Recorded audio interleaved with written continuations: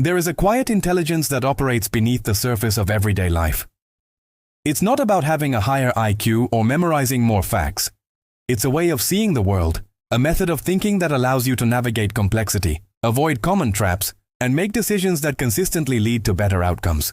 This isn't about manipulation, it's about understanding the hidden rules of the game everyone is playing. Most people are running on autopilot, reacting to the same stimuli with the same predictable responses. But by mastering a few powerful mental models, you can step off the hamster wheel and start operating with a clarity and foresight that will feel like a superpower.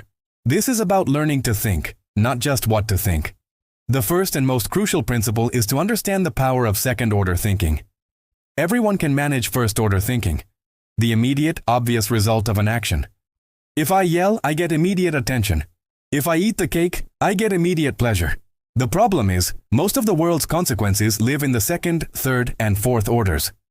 Second-order thinking asks, and then what? What happens after the initial result? If I yell, I might get attention, but then I damage trust and create resentment. If I eat the cake, I feel good, but then I crash and derail my health goals.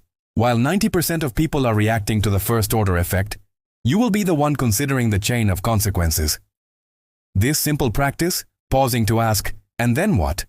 5 times for any decision, will help you avoid countless pitfalls and identify opportunities that are invisible to others. Next, you must master the art of inversion. Most people approach a goal by thinking forward. What steps do I take to succeed? Inversion turns this on its head. It asks, what would guarantee failure? And then, crucially, how do I avoid those things? Want a strong relationship? Don't just ask how to build one. Invert. What destroys relationships? Contempt, neglect, broken trust. So, your strategy becomes, actively practice appreciation, prioritize time together, and be ruthlessly reliable. Want to be a good leader? Invert. What makes a terrible leader? Ego, inconsistency, taking all the credit. So, your strategy becomes, stay humble, be predictable in your values, and shine the spotlight on your team. By systematically avoiding stupidity, you often outpace those frantically chasing brilliance. It's a quieter, more powerful path. The third lever is to understand your circle of competence. The world pressures us to have an opinion on everything: the stock market, politics, the latest tech trend. Smart people resist this. They have the intellectual humility to define what they truly know, and more importantly, what they don't. They operate fiercely within their circle of competence and venture outside it only as a student, never as a pundit.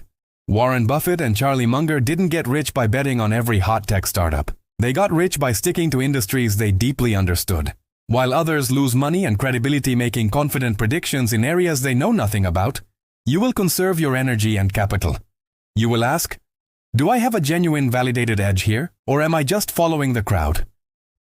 This self-awareness is a monumental advantage in a world of overconfident amateurs. Now let's talk about the map versus the territory. Most people are navigating life using outdated, oversimplified maps.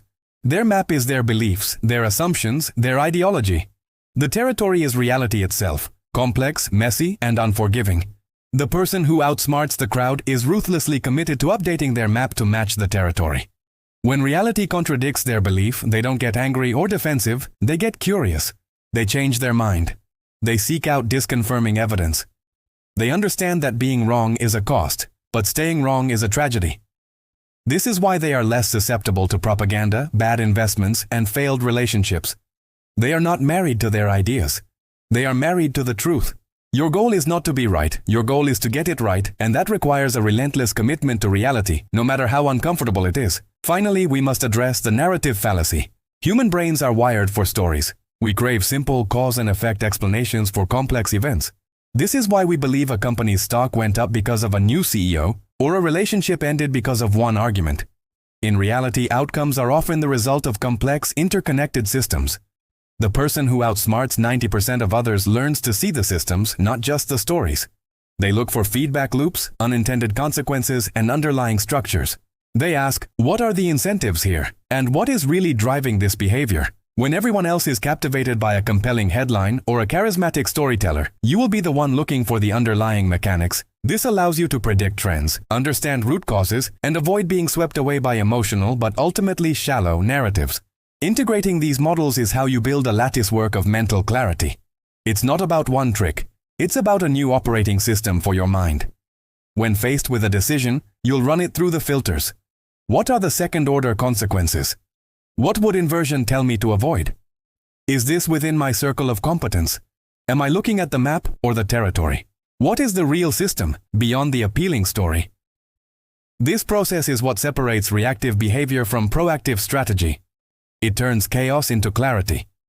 You will start to see the hidden architecture of the world, and in doing so, you will no longer be a passive participant in your own life. You will become its architect.